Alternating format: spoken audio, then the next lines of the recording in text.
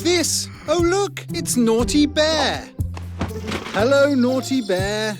Naughty Bear is about as ridiculous a video game as you'll ever play in your life. It's gratuitously violent, it's absurdly irreverent, and if you ask most critics, they'll tell you it's also a complete catastrophe.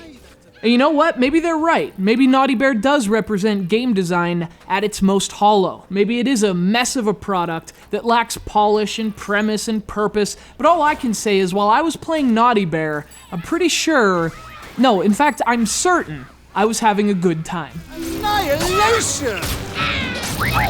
Naughty!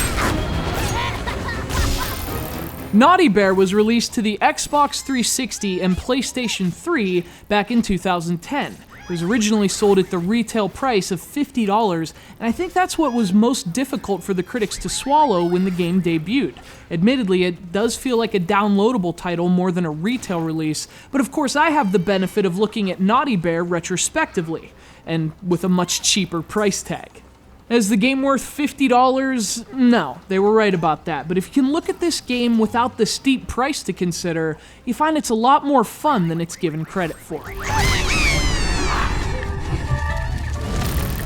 Sticky incineration!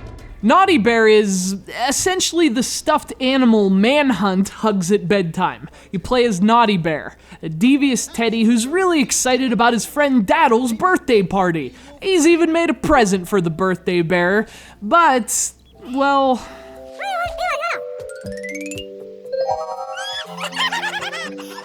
Good gosh, Naughty, how insanely rude of Chubby and Giggles. And after you went to all that trouble to make a present... If I were you, I would throw that present in the fire and go and do something about all this nonsense. And so Naughty does. The idea is you have to basically kill everyone, but you want to be as creative as possible while doing so. Sure, you can just run up to other teddy bears and stab them in the head repeatedly, but you can get a lot more points if you mess with them first. So for example, you might sneak into a house and cause a toilet to leak. This might cause a bear to come out and check on that toilet, at which point you can come out of hiding and murder them in the most, grizzly ways imaginable.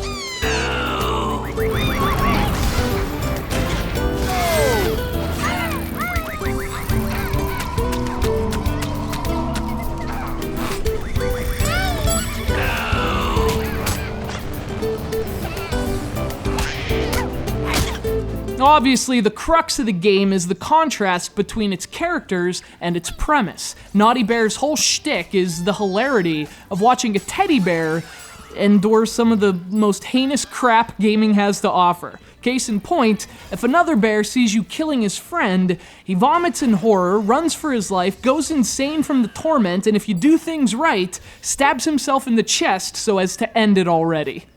And actually, that was close to the response most critics had toward this game, and again, they were right in a lot of ways. The graphics have a nice style, but they are lacking in a technical sense. Clipping, slowdown, etc. The missions are also repetitive, and the stealth element isn't as fully realized as it could be, therefore leading to lots of mindless hack and slash. In short, this game could have and should have been better.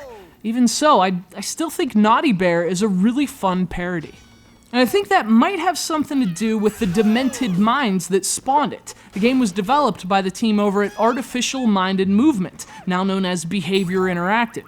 They're the same studio that created Wet, a stylish third-person shooter that most reviewers slammed, but I liked. It's the same team that did Voltron, Defenders of the Universe, a game that a lot of critics hated, but I had fun with. The funny thing is, my verdicts don't often fall far from the consensus, but Naughty Bear makes yet a third game from Behavior Interactive that, despite its ample flaws, I think does more than enough to warrant your attention. Now, it's far from a masterpiece, but it's funny, it's different, and you are, after all, murdering teddy bears. You failed!